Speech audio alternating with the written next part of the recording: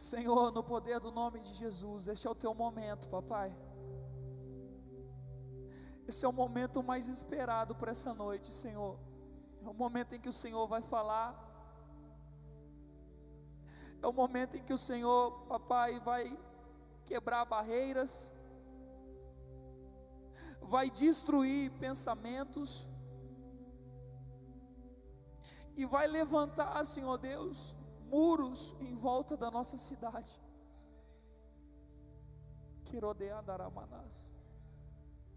Tem liberdade, Espírito Santo, através da vida desse vaso, Senhor. Vem transbordar, papai. Vem transbordar, porque nós queremos ser cheios também dessa unção, papai. Transborda sobre nossas vidas, Senhor. Nós anseiamos, papai. Nós anseiamos por mais de Ti, Senhor. Sim, nós oramos e agradecemos. O nosso coração já está aberto, papai. O nosso coração já está aberto a começar em mim, Senhor. O nosso coração já está totalmente quebrantado, Senhor, na Tua presença, esperando um toque Seu, papai, esperando uma reforma Tua, papai. Esse é o Teu momento, Senhor, tem liberdade, o Espírito Santo tem o governo aqui, em nome de Jesus, amém. Aplauda ao Senhor mais uma vez.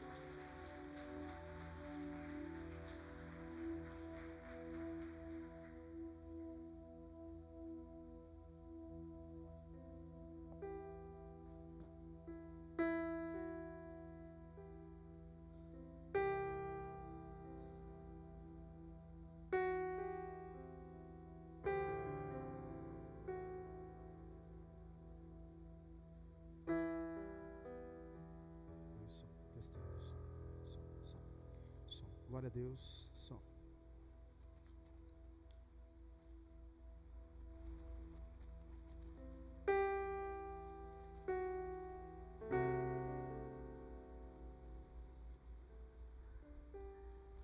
Boa noite, paz do Senhor, amém? Estão me ouvindo bem, então? Amém. Para mim é uma honra muito grande estar aqui. Que nem o Felipe falou, né? De tantos face a face que a gente já passou em Araçatuba. Foi um prazer enorme ter o Felipe lá conosco. E eu confesso para você que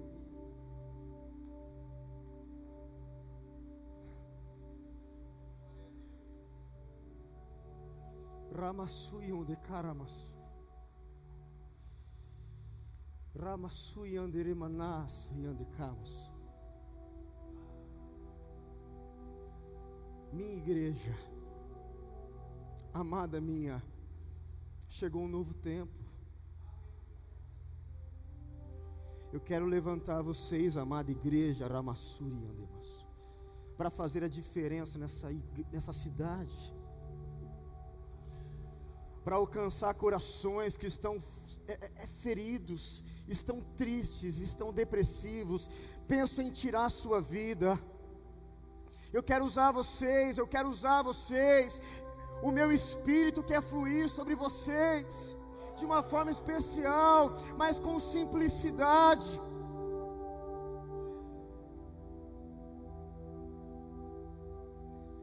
Sem você dizer uma palavra, eu quero fluir através de vocês, com os gestos,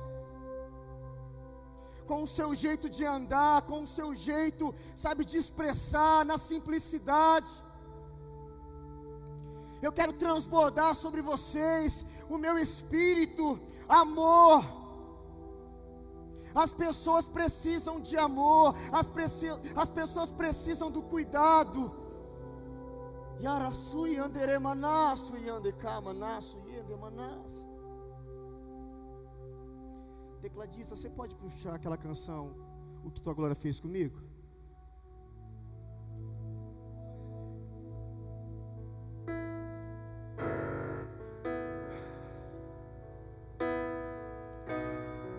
Quero convidar você a dizer para o Espírito Santo, muda a minha vida. Eu não posso sair daqui igual, eu não posso.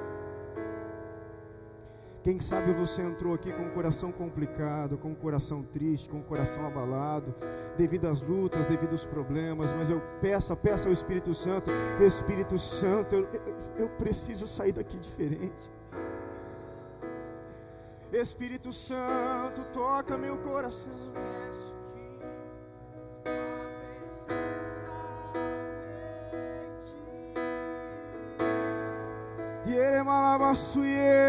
Se você quiser ficar em pé, fique em pé, meu querido. Você tem liberdade de adorar o Senhor, você tem liberdade de atrair a presença do amado Espírito Santo. Novamente declare ao Senhor: eu me rasgo por inteiro. Eu me rasgo por inteiro. Mas vem novamente.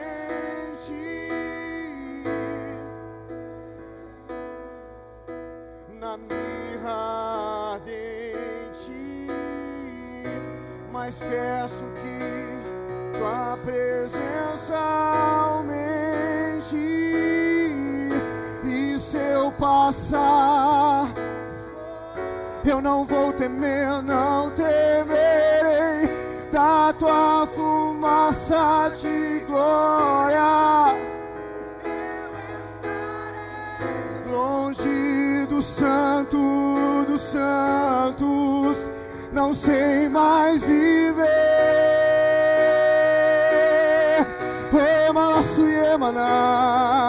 Declare ao Senhor: e se eu passar, a Deus, eu não temerei da tua fumaça. Eu entrarei. Atraia a presença do amado Espírito Santo. Quem já pisou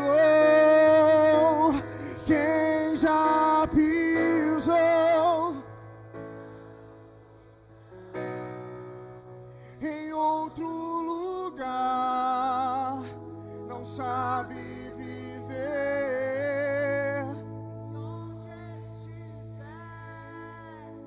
Clamar pela glória, a glória de Deus. Quem já pisou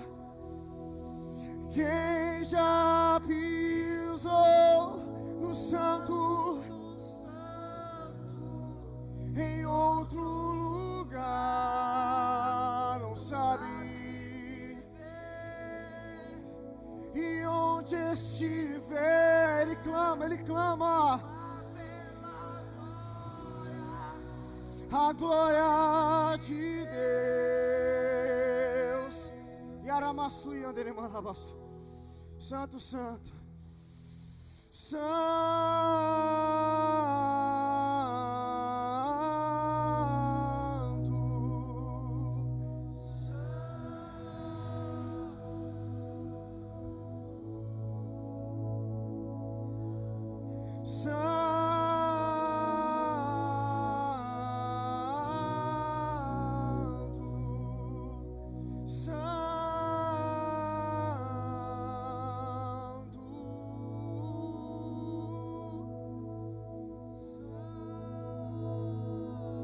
há corações que eu estou tocando aqui agora.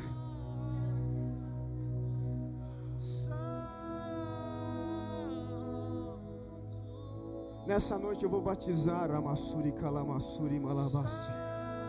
Muitos aqui nessa noite. Eu vou renovar você que está cansado, filho.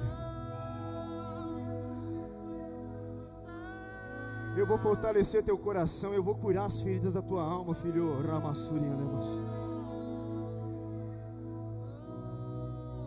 Você não vai parar. Você não vai desistir. Você vai prosseguir.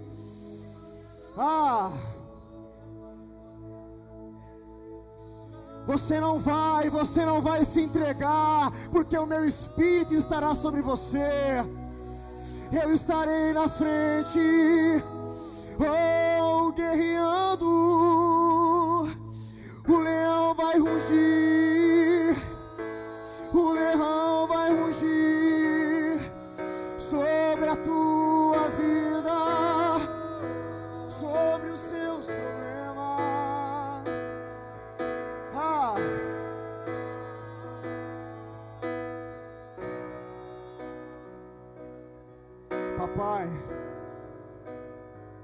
orar nesse momento para que o Senhor me esconda atrás da cruz de Cristo.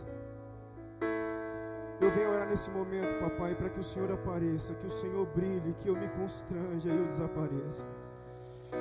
Papai, eu quero falar de um assunto tão simples, mas um assunto também tão importante. Eu quero, Pai amado, ser apaixonado pela sua presença todos os dias, intenso, intenso, intenso, intenso. Nada vai me parar. Oh, papai, eu oro, Pai, para que a tua presença se manifeste aqui.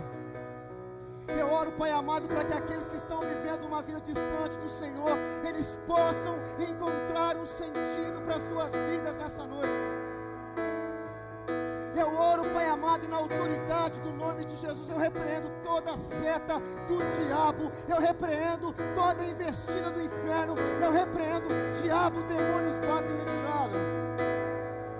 Pai amado, nesse momento eu peço para que os teus anjos, Pai amado, eles possam ministrar nos nossos corações aqui nessa noite. Eu oro, Pai amado, para que aquele que está preso no pecado, hoje ele possa se arrepender e ele saia daqui vitorioso no nome de Jesus. Eu oro, Pai amado, para que as nossas vidas, depois dessa mensagem, nunca mais seja a mesma.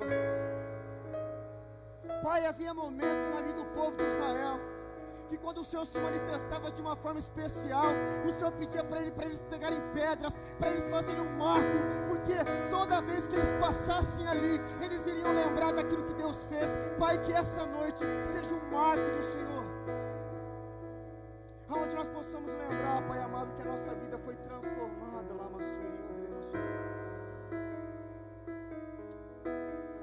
Deus amado.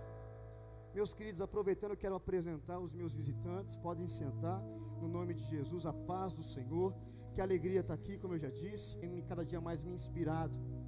Meus queridos, eu quero pensar com vocês em algo simples. A mensagem é simples, o pastor Wilson já ministrou ela aqui, já eu tenho certeza. Talvez o próprio Felipe, não sei quem mais ministra aqui, mas é uma mensagem que talvez você já ouviu, e você já ouviu talvez de preleitores, pastores, missionários, bem melhor do que eu. Mas eu gostaria que você desse atenção novamente nessa mensagem, porque eu sei que se você abrir o coração, ela vai transformar a sua vida, assim como um dia transformou a minha. E o tema dessa mensagem está aqui, ó. Lembra-te do teu primeiro amor e volte aonde caíste. Está em Apocalipse, capítulo 2, versículo de 1 a 5. Está na carta, de Apocalipse, e diz assim o texto: ao anjo da igreja em Éfeso escreva: essas são as palavras daquele que tem as 7 estrelas em sua mão direita e anda entre os 7 candelabros de ouro. Eu conheço as suas obras, o seu trabalho árduo, a sua perseverança. Eu sei que você não pode tolerar homens maus, que pôs à prova os que dizem ser apóstolos, mas não são, e descobriu que eles eram impostores. Você tem perseverado, você tem suportado o sofrimento por causa do meu nome, não tem desfalecido contra você. Porém eu tenho isto: você abandonou o seu primeiro amor. Lembre-se de onde caiu, arrependa-se, pratique as obras que praticava no princípio. Se não se arrepender, eu virei a você e tirarei o seu candelabro do seu lugar. É uma carta que foi escrita há muito tempo atrás, 2000 anos atrás, muito tempo. Só que é uma carta que ela vem retratar a realidade da igreja hoje. Ela vem falar a nosso respeito. Isso que é maravilhoso na Bíblia, sabe o que é? É um livro que foi escrito tanto tempo lá atrás, mas a gente lê a Bíblia e parece que foi escrito por um escritor, por alguém aqui na nossa época. É uma palavra real, é uma palavra que ela vem de encontro ao coração das pessoas, e quando as pessoas abrem o coração e deixam essa palavra entrar, a vida delas são transformadas. A gente sabe quem escreveu essa carta, amém? Foram quantas cartas? Foram 7 cartas para 7 igrejas. Quem escreveu essa carta foi o apóstolo João, o discípulo amado, né? Como diz as escrituras. E o que é interessante é que essas igrejas existiram, ok? Foram 7 cartas para igrejas reais que existiram. Atualmente, esta igreja, pensando hoje, atualmente, tá? Ela está localizada, sabe aonde? Aonde ela foi localizada, né? Pode-se dizer, lá na Turquia. Sabe? A gente não sabe talvez o local exato. Mas pensando hoje, esta igreja de Éfeso, ela era localizada lá na região da Turquia. A igreja de Éfeso, ela foi fundada pelo apóstolo Paulo, na sua segunda viagem missionária, conforme está em Atos, capítulo 18, versículo 19 ao 21, que diz assim: chegaram a Éfeso, onde Paulo deixou Priscila e Aquila. Ele, porém, entrando na sinagoga, começou a debater com os judeus, pedindo eles que ficasse mais tempo. Não cedeu, mas ao partir prometeu: eu voltarei, se for da vontade de Deus. Então, embarcando, partiu de Éfeso. Quer dizer, esta igreja, ela foi destinatária de 2 cartas. Essa primeira carta, que quem mandou essa carta para lá foi o apóstolo Paulo, para dar diretrizes para a igreja, que é a carta de Éfeso que nós temos na Bíblia. E se você quer entender um pouco mais como foi essa igreja, nada como você ler a carta de Efésios, amém? Você vai entender o contexto dessa igreja, como essa igreja ela era relevante naquela época. E agora nós nos deparamos também com uma segunda carta, que quem escreveu essa carta, quem mandou essa carta, né? João escreveu, mas Jesus mandou ele entregar essa carta ao pastor da igreja de Éfeso, amém? Só para nós entendermos esse contexto, que está em Efésios capítulo 1, versículo 1 e 2, e depois nós vemos Apocalipse, que nós acabamos de ler agora no capítulo 2, de 1 a 7, só para nós entendermos um pouquinho essa questão histórica daquela época, tá? Em Éfeso ficava o grande templo de Diana, ou de Artemis, que era uma deusa grega da fertilidade, que foi uma das 7 maravilhas do mundo antigo. Só para nós entendermos que era uma cidade muito idólatra, havia muita idolatria ali.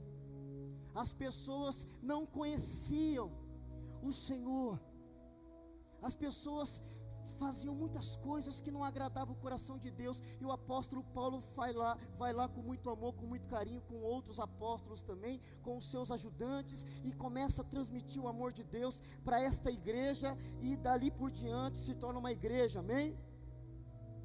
A igreja de Éfeso era considerada uma das igrejas mais excelentes, relevante da época do Novo Testamento. Quando nós lemos a carta de Éfeso, nós vemos já lá no capítulo 1, Paulo elogiando esta igreja, Paulo falando do valor dela, Paulo falando que ela era conhecida não só ali, mas ela era conhecida pelas outras igrejas também.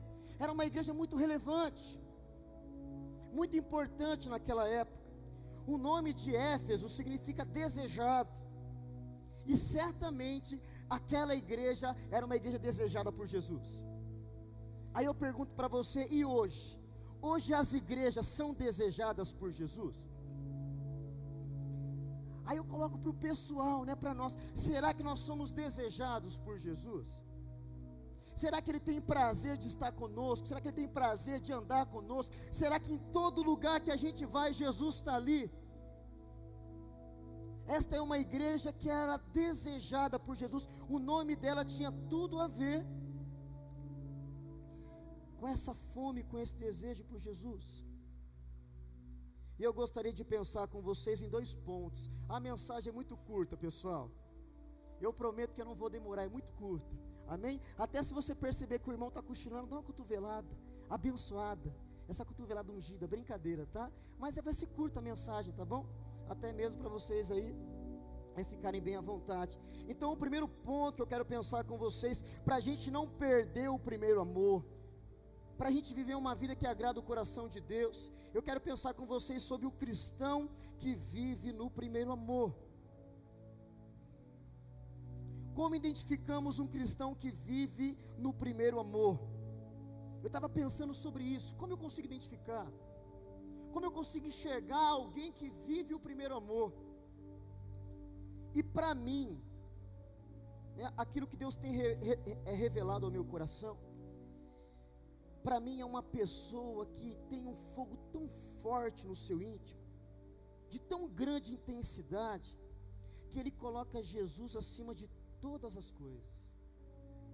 Tem um texto que está em Mateus 6,33 que fala assim, ó: busque, pois, em primeiro lugar o reino de Deus e a sua justiça, e todas essas coisas lhes serão acrescentadas. Eu lembro que quando eu cursei, até mesmo o próprio pastor Wilson, ele já deu aula para mim no seminário. Foi uma honra, viu, pastor? Louvo a Deus por estar aqui, tá? Por essa oportunidade. E eu lembro no seminário que eu aprendi que essa questão de prioridade, eu aprendi, é como se fosse, pense num caderno, tá? Onde estão as linhas.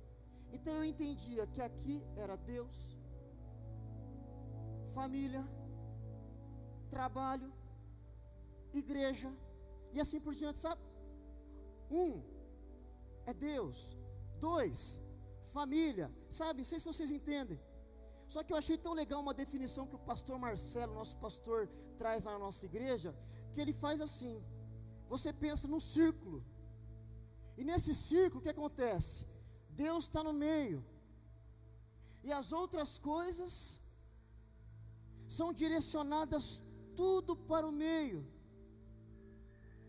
Meu querido, talvez o seu chamado não é ser pastor, mas tenha prazer de estar na casa de Deus. Quando eu entendi isso, que eu consigo relacionar toda a minha vida, mas tudo direcionado em Deus, isso começou a mudar a minha vida. Isso começou a mostrar para mim aquilo que realmente é prioridade. Um exemplo, meu casamento. Eu vou passear, eu vou trabalhar, eu vou ter um tempo com a minha esposa, mas o Senhor tem que estar ali junto. O meu trabalho, eu vou trabalhar, eu vou conversar, eu tenho que pagar minhas contas, mas o Senhor tem que estar ali junto. Eu vou no futebol, o Senhor também tem que estar ali junto. Quer dizer, em tudo que eu for fazer, Deus tem que estar no centro, e tudo vai se direcionando a Ele. Isso muda totalmente a nossa vida. Uma pessoa cheia do primeiro amor não se importa com aquilo que as pessoas irão pensar e falar dela. A sua prioridade sempre é agradar o coração de Deus. Eu lembro quando eu me converti. Talvez você se converteu aí, você é recém-convertido, e você está passando por isso que eu passei. Eu lembro que quando eu chegava em casa, minha mãe falava: Ei, você vai morar na igreja, leva a sua cama, leva as suas roupas. Mas ela não entendia que estar em Deus é o melhor lugar para estar. Claro que a gente tem que dosar, claro que sim. Mas, meu querido, quando você tem um encontro verdadeiro com o Senhor, o seu prazer está na presença de Deus. Ele não consegue passar um dia sem se relacionar com o seu melhor amigo. Quem é o seu melhor amigo? É o seu vizinho? É o seu primo? Quem é o seu melhor amigo? Qual é a pessoa que você dá mais atenção? Qual é a pessoa que você dá mais do seu tempo? Quem é? Tem que ser Deus, tem que ser Ele tem que fazer parte de tudo na nossa vida. Vocês jovens, vocês sonham com uma faculdade, vocês sonham com encontrar uma namorada, encontrar uma noiva e assim por diante. O Senhor tem que estar presente em tudo. É tão triste quando nós vemos as pessoas tomando decisões na vida e só depois lembra do Senhor. Só quando acontece uma dificuldade lembra de Deus. Você vai mudar de trabalho, você precisa conversar com Deus. Deus, é do teu querer que eu mude de trabalho? Você vai viajar, meu querido, Ele quer fazer parte de tudo. Mas é tão simples isso, falei que não tem problema. Isso se chama relacionamento. Não é assim com a esposa? Para vocês que não são casados ainda, quando a gente casa é assim. O homem, ele é assim. O homem chega em casa, às vezes ele tem um dia tão estressado, que ele chega em casa, o que ele quer fazer? Ele não quer conversar sobre nada. Ele quer chegar em casa, ligar a televisão. E o que é interessante, tá? Ele não fica só em um canal não, tá? Ele vai passando. Está assistindo nada, mas está ali passando. Só que a mulher não, a mulher às vezes pode ter ficado em casa, mas o que ela quer falar? Ela quer falar do que aconteceu no dia. Relacionamento, conversa, quer conversar sobre tudo. Isso é legal, é isso que Deus tem para nós, relacionamento. E eu gostaria de pensar com vocês em algo que infelizmente entre o meio cristão tem sido desprezado. É sobre a intimidade. Palavra intimidade. O casamento ele só sobrevive com intimidade. E intimidade leva tempo. Tem muitos jovens que muitas vezes chega e vê o pastor pregando, quem sabe vê a pessoa cantando, meu querido, tudo leva tempo. Né? Quem sabe você fala, nossa, eu queria tanto ter esse dom que esse meu irmão tem, isso leva tempo. Não é assim de uma hora para outra. E nós precisamos entender que tudo na vida tem intimidade. E eu queria definir com vocês um pouquinho sobre o que é intimidade. Intimidade é proximidade. Há um lugar, quer dizer proximidade, um local onde não há separação, aonde não há máscaras, aonde não há medo, aonde não há insegurança, há apenas total vulnerabilidade, total transparência, perfeita comunhão. É você ser o que você é. Isso é intimidade, você ser o que você é. Você não finge ser aquilo que você não é. Hoje em dia muitos querem ter o penteado do Neymar. Muitos hoje querem ter o futebol do Neymar. Muitos hoje querem ter o tênis do meu amigo porque é de marca. Muitos querem ter a calça do meu amigo. Ou quem sabe vocês, moça, eu quero ter o cabelo daquela atriz. Seja você. Seja você. Deus te fez assim. É você realmente não ter máscaras diante de Deus. Não há separação, não há medo, não há insegurança. Você chega diante de Deus e você é o que você é. Você não precisa esconder nada. O que é mais triste, sabe o que é? A gente esconde as coisas das pessoas, mas e de Deus que vê tudo? Nós precisamos entender que Deus espera de nós intimidade. O nosso grande problema é que nós temos muito medo da intimidade. Um exemplo, as próprias pessoas próximas de nós. Se já é tão difícil se relacionar com elas. Talvez você, jovem, talvez o seu pai e a sua mãe queriam que você abrisse mais o seu coração para eles, mas você não consegue.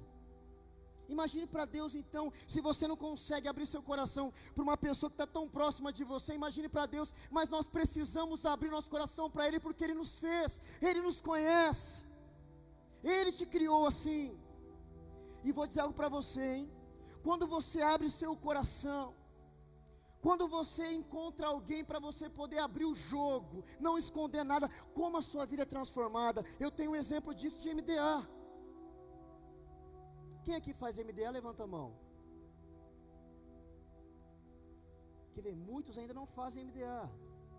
Só para entender o que é MDA, tá? MDA é você encontrar uma pessoa que uma vez por semana, ou cada 15 dias, ele vai orar por você. Você vai abrir seu coração para ele. Você vai contar suas falhas, vai contar seus defeitos, você vai contar também as suas alegrias. Ele não vai mandar na sua vida, mas ele está ali para te ajudar. É você ser honesto.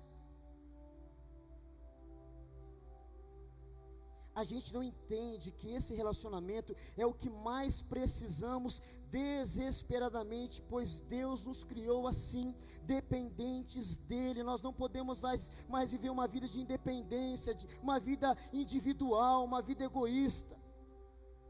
Nós ficamos com medo porque a intimidade nos expõe, ela nos mostra quem realmente nós somos e quem gosta de ter a sua vida exposta. Não tenha medo de ser o que você é. Mas falando que eu tenho um defeito, eu tenho um problema. Não tem problema, seja honesto. Não esconda nada. Essa atitude de intimidade, ela nos leva, sabe em que posição? Uma posição de integridade, de total transparência. Sabe quem era assim e não tinha vergonha? Adão e Eva. Como é que eles estavam diante de Deus? Nus, peladão. Não escondiam nada de Deus. E o legal é que Deus chegava lá todos os dias, que horário? Final do dia. Deus ia lá conversar com a sua melhor criação. Ele tinha prazer de estar ali para se relacionar com os homens, né? Com o homem e com a mulher. Ele tinha prazer. E eu fico imaginando Deus conversando com eles a respeito de tudo. Ei, Adão, e esse animal aqui, qual o nome que você deu? Senhor, eu dei o nome de jacaré. Olha que estranho que ele é, Senhor. Olha como é que é. Não sei, eu fico tentando imaginar um relacionamento com ele. Intimidade, transparência.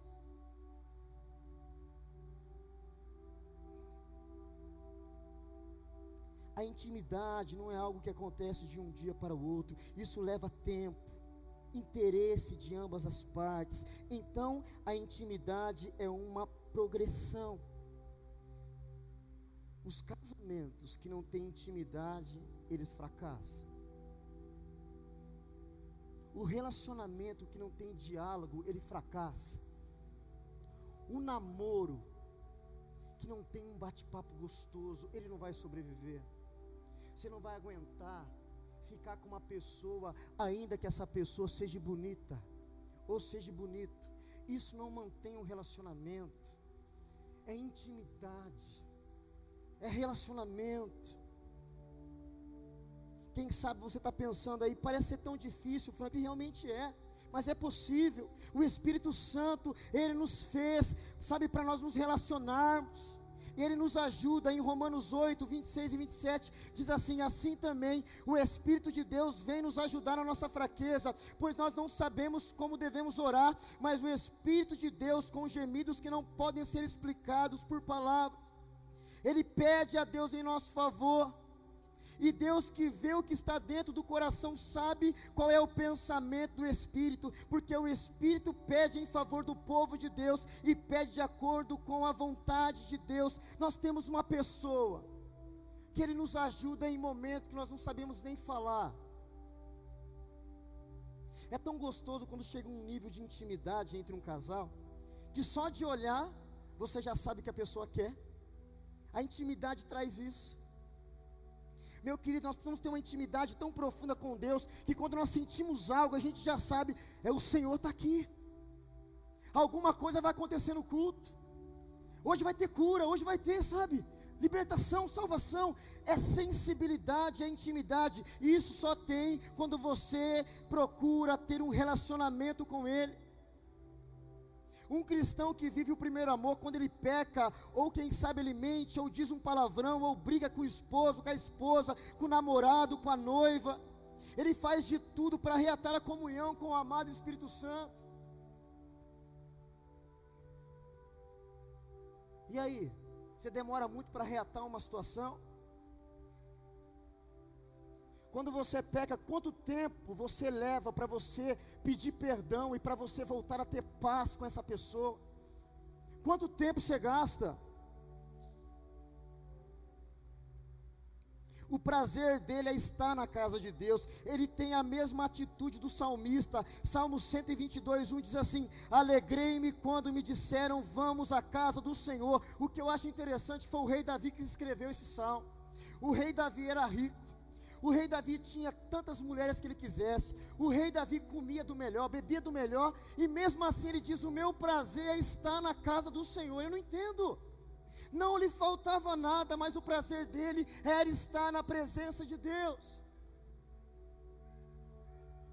Olha um outro salmo que ele diz aqui, meu querido. Salmo 86, 17. Melhor é um dia nos teus atos, na tua casa, do que em outro lugar. Eu prefiro ficar à porta da tua casa, à porta do meu Deus, a habitar na tenda dos ímpios. Meu querido, quando você entende que o melhor lugar é estar na presença de Deus, não importa o que você esteja passando, não importa as lutas, não importa a enfermidade, não importa as dificuldades, não importa a saúde, não importa nada, o teu prazer está na presença de Deus.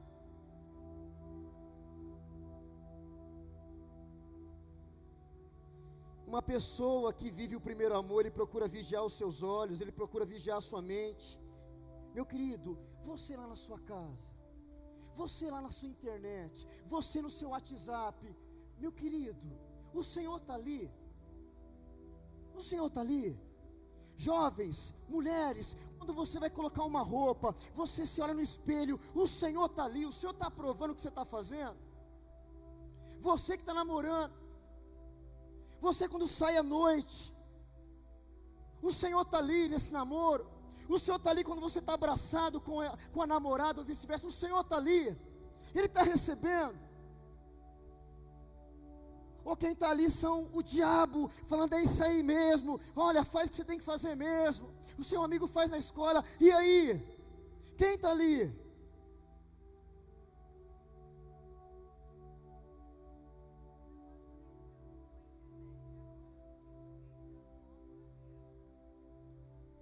É a secretária falando comigo aqui, pessoal, do celular. Ele procura vigiar os seus olhos, ele procura vigiar a sua mente. Ele entende que as pessoas estão lhe observando. Por causa disso, ele luta para honrar o nome de Cristo através do seu testemunho. Eu fico tão feliz com aquelas pessoas que não precisa falar nada, mas a vida delas já diz tudo. Conhece pessoas assim? Tem gente que é que nem Coca-Cola. Tem amigos que falam demais, mas não vive. Está lá na escola, a professora fala: você crente, está de brincadeira, né? Você, crente, cheio de Espírito Santo, está de brincadeira, né? Meu querido, às vezes a gente não precisa falar nada, mas as pessoas sabem que nós somos diferentes. Uma vida cheia de Espírito Santo, as pessoas veem, as pessoas percebem o modo de falar, o modo de agir. Para algumas pessoas a Bíblia tem sido como um bolo de aniversário, que só é lida em datas especiais, mas o seu manual para viver é a Bíblia, para você estar na presença dEle. Meu querido, nós não podemos lembrar de ler a Bíblia só quando nós estamos precisando. Tem uma história que eu quero ler para vocês aqui. Quem escreveu foi Charles Spurgeon. Ele contou uma emocionante história de um cristão que amava o Senhor acima de tudo. E ele diz assim: quando um certo mártir estava para ser queimado, trouxeram-lhe a sua esposa, seus 11 filhos, para tentar convencê-lo a negar a sua fé. Ordenaram aos seus familiares que um a um se ajoelhasse à frente dele, pedindo-lhe que negasse a sua fé e viesse por amor à sua família. Mas beijando um após o outro, demorando-se junto à mulher amada, ele disse: por amor de vocês, meus queridos, eu gostaria de fazer algo que me permitisse continuar vivendo com a minha família, mas como se trata de Cristo, o meu Senhor, eu preciso me afastar de vocês. Isso é amar o Senhor de todo o coração. Eu lembro de uma outra história, de um livro que eu li, que conta a história lá numa igreja na China, que a igreja era no primeiro andar. Eles estavam ali louvando o Senhor. Na hora do culto, os comunistas chegaram, subiram a escada, chegaram no culto. Ali estava o pastor pregando, estava a esposa do pastor com uma criança. De repente, esses soldados pegaram a criança, chegaram na janela, jogaram a criança pela janela. A criança caiu no chão, morreu. O que a mãe fez? A mãe foi lá, desceu a escada, pegou a criança, voltou lá no culto e continuou adorando a Deus. Eu não desejo que isso aconteça com ninguém, mas meu querido, nós precisamos entender que o Senhor precisa estar acima de todas as coisas na nossa vida. Quando você tem essa consciência, nada vai te parar. Você me entende? O que está te parando? O que está te desanimando? É que eu estou sozinho, Frank, não encontrei ninguém ainda, já cansei, me desanimei, eu estou sem dinheiro, estou sem trabalho. Meu querido, o que está te parando? Nada pode tomar o lugar de Deus na nossa vida, nem mesmo a nossa família, nem mesmo o namorado, nem mesmo o noivo, a noiva, o esposo, sabe, nem mesmo os filhos, o pai, a mãe, avós, ninguém. Olha o que diz em Mateus 10, 37, 38, quem ama seu pai ou sua mãe mais do que a mim, não é digno de mim. Quem ama o seu filho ou sua filha mais do que a mim, não é digno de mim. E quem não toma a sua cruz e não me segue, não é digno de mim. Eu vou dizer algo para você agradar o coração de Deus, você vai entristecer o coração daqueles que você mais ama. Essa é uma verdade. Acontece, meu querido. Imagine como Jesus, ele deve ter entristecido o coração da sua mãe Maria. Eu fico imaginando Maria vendo Jesus sendo crucificado. Mas para fazer a vontade de Deus, muitas vezes você vai, infelizmente, entristecer o coração das pessoas que estão ao seu lado. Mas e aí? Qual vai ser a sua decisão?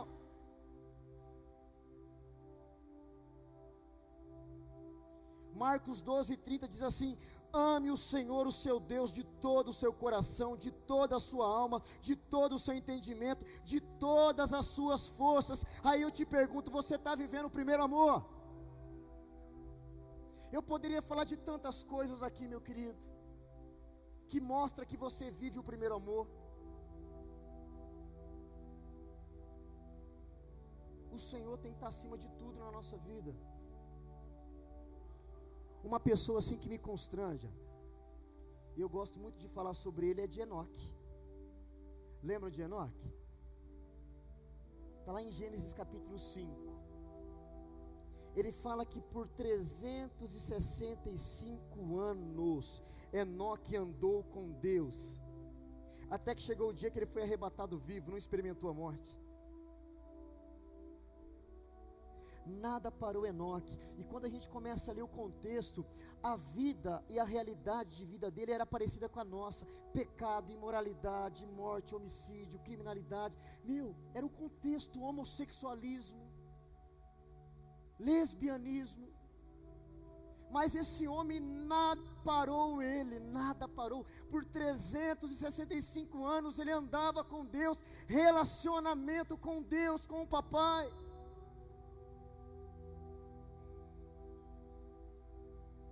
Segundo, nós vimos aqui um cristão que vive o primeiro amor. Eu quero pensar com vocês um cristão que perde o primeiro amor. Por que um cristão perde o primeiro amor? Nós temos muitas coisas para definir, mas eu quero focar naquilo que é mais importante. Eu entendo que a única coisa que nos impede de viver o primeiro amor é o pecado. É o convívio com o pecado. O pecado, ele nos afasta da presença de Deus, ele nos esfria. Ele mata a nossa paixão por Jesus. Olha que diz Mateus 24:12: devido ao aumento da maldade, o amor de muitos esfriará. É um contexto falando aqui para os últimos tempos. E olha que foi escrito lá atrás, 2000 anos atrás, mas parece que é para nós aqui. O amor vai esfriar. O amor a Deus, o compromisso com Deus, a intimidade com Deus. As pessoas vão buscar Deus só por interesse. As pessoas só vão servir a Deus enquanto Deus está fazendo aquilo que elas querem. Mas não é assim. Isaías 59, versículo 1 e 2 diz assim: vejam, o braço do Senhor não está tão curto que não possa salvar, o seu ouvido tão surdo que não possa ouvir, mas as suas maldades, os seus pecados separam você do seu Deus, os seus pecados esconderam de vocês o rosto dele, e por isso ele não os ouvirá. Tem muitos, infelizmente, dentro da igreja, aonde Deus não ouve mais, por causa da prática de pecado que está vivendo. Uma coisa é você pecar, outra coisa é você viver na prática do pecado, amém, meus queridos? O pecado, infelizmente, ele faz parte da nossa vida. Nós temos uma natureza má dentro de nós. Graças a Deus, Jesus um dia morreu na cruz e nos justificou. Ele nos deu uma nova vida, diz a palavra. Mas infelizmente, se eu não tomar cuidado, essa natureza continua pecando. Mas tem pessoas que continuam na prática do pecado, sabe? E infelizmente não querem viver uma vida com o Senhor.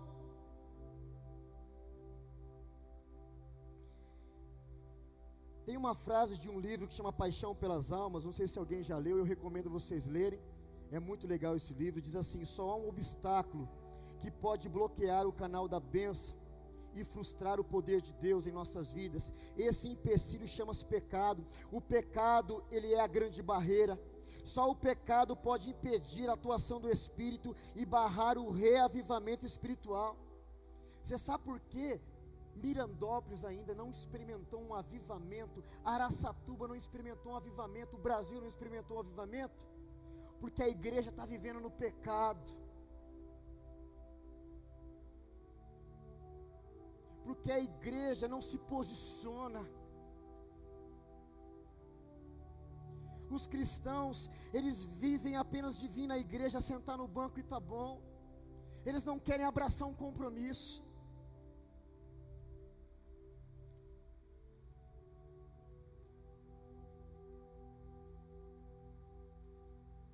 nós entendemos que o pecado é errar o alvo.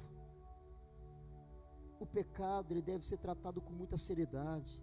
Não podemos brincar com ele, porque ele nos separa de Deus. Meu querido, eu sou homem, né? E se eu não tomar cuidado, existem pecados que ele vai me segurar, ele vai me parar. Hoje em dia, não sei o que acontece, mas cada dia mais os shortinhos estão mais curtos. Tomem cuidado, meninas, com aquilo que vocês vestem, com aquilo que vocês usam. Vocês vão ter que prestar contas diante do Senhor, assim como nós um dia vamos ter que prestar conta diante de Deus. E eu preciso tomar cuidado.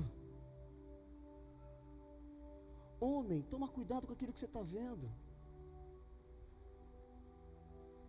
Meu querido, se eu não tomar cuidado com aquilo que eu assisto, eu vou pecar e eu não vou me aguentar. Talvez vocês, mulheres, não sei, talvez a realidade das mulheres seja outra. Talvez criticar, julgar, eu não sei. Nós precisamos, sabe? Deus, o que tem me feito? Me separar do Senhor. O que o Espírito Santo fala tanto ao teu coração? Não faz mais isso. Isso está te separando de mim. Você não está percebendo, você não está entendendo. Muitas vezes nós queremos justificar os nossos pecados, dando desculpas a Deus, dizendo que o pecado foi mais forte, em vez de reconhecermos que a culpa é nossa, e nós estamos dando brecha para Ele. O pecado, ele nos impede de viver o melhor de Deus para a nossa vida, no casamento, no namoro, com a família. Quem sabe, meu querido, essa falta de realização na vida, esse desânimo, não seja pecado te impedindo. Esse sentimento de culpa, esse isolamento, essa depressão, essa sensação de vazio, essa falta de paz, essa insônia, o mau humor, o nervosismo, dificuldade de orar, será que não sejam pecados que não foram confessados? Me entendam bem, tá? O Senhor nos prova também. Às vezes você pode estar passando por um momento de deserto na sua vida, amém? Quem sabe você está vivendo uma vida que nem Jó, tá? Você não tem uma vida de pecado, mas você está sendo provado por Deus. Mas muitas vezes, quem sabe, é o pecado que está fazendo isso na nossa vida. O pecado, ele nos deixa infeliz, ele nos deixa sem graça, totalmente cego para as coisas de Deus. Uma pessoa que vive em pecado, ele só critica, ele só murmura. Nada está bom para ele, tudo que vai fazer não está bom. O pastor vem, quem sabe o Felipe tem uma ideia nova, que não vai dar certo. A pessoa não consegue ver com os olhos da fé, ele só vê com os olhos naturais. Quem sabe, né, que o Felipe está sonhando, galera, como aqui a gente vai alcançar esses jovens? O que a gente pode fazer? Vamos fazer aqui, quem sabe, um ato de amor? Nada está bom. Ah não, eu não vou. Meu querido, quando nós vivemos uma vida de santidade, nós vivemos uma vida aliançada com os nossos líderes. Jesus, ele não queria dizer que a igreja de Éfeso não o amava mais, mas o que Jesus quis dizer é que o nível de amor desta igreja não era tão intenso como antes. A devoção, o temor, a fome por Jesus estava se perdendo. E aí? Como é que você está? A palavra grega usada como deixar ou abandonar é apm, não sei se é isso que pronuncia, eu não lembro muito bem do grego, mas o significado é essa: é enviar para outro lugar, mandar embora, é negligenciar, deixar ir, deixar algo para trás. Tem um significado de um marido que se divorcia da sua esposa. Quando Jesus disse lá, ei, vocês abandonaram o primeiro amor, Jesus está falando, vocês estão me trocando por outro, vocês estão me traindo. Eu não sei se alguém aqui já foi traído. Eu gostaria de nunca ser traído, principalmente em casamento, que eu imagino que a dor deve ser muito grande. Mas talvez você foi traído por um amigo que você confiava demais. Aqui ele está falando, ei, vocês estão me trocando. Olha o que eu fiz por vocês. Eu deixei a minha glória. Eu morri numa cruz, eu fui crucificado. E vocês estão trocando por coisas mentirosas. Você vai quebrar a cara lá na frente.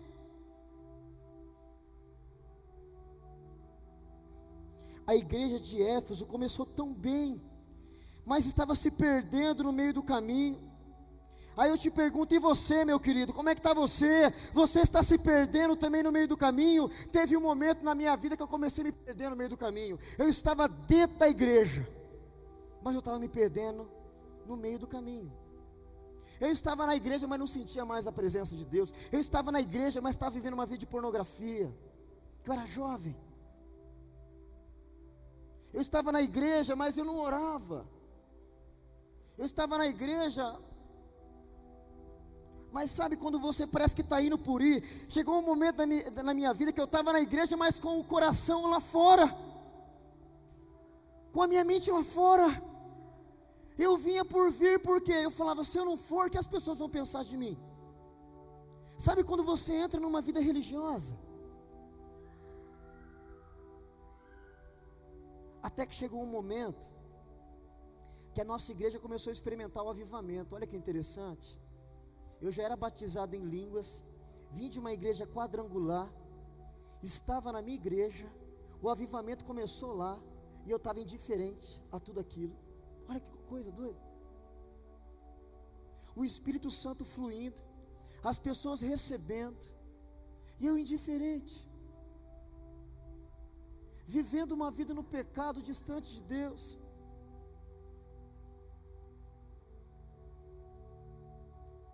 Eu estava vivendo esse texto aqui que está em Apocalipse 3:20. Esse texto aqui, meus queridos, ele me assusta, porque ele fala de cristãos, pessoas que conhecem o Senhor e estão com a porta fechada. Apocalipse 3:20 diz assim: eis que estou à porta e bato, se alguém ouvir a minha voz e abrir a porta, eu vou entrar, eu vou cear com ele e ele comigo. Relacionamento, intimidade, é o Senhor ter acesso na casa, é o Senhor entrar na casa, em todos os cômodos da casa. A minha casa ela é tão pequena que não tem um quartinho da bagunça, a gente meio que improvisou, né, minha lindona? A gente improvisou. O meu quintal quase não tem bagunça também, a gente procura jogar tudo que não presta, a gente joga fora, sabe? Mas eu sei que talvez a sua casa possa ter o quarto da bagunça. E você leva o visitante para ir lá? Vem cá, cara, vem conhecer minha casa. Esse aqui é o quarto da bagunça, tá? Olha só, olha que bagunça. Não, você não mostra.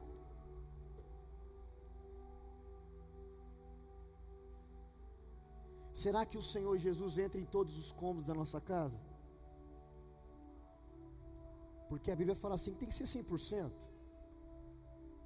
Ele tem que estar 100% em tudo na nossa vida. Não, Frank, nessa área aqui eu não deixo ele entrar não. Porque essa área aqui eu acho que eu estou no controle da minha vida. Eu sei o que é melhor para mim. Então aqui não, Deus. Não, meu querido, não é assim. Com Deus não é assim. Se Ele não aceitar o 100% da sua vida, não vai rolar. Não vai rolar.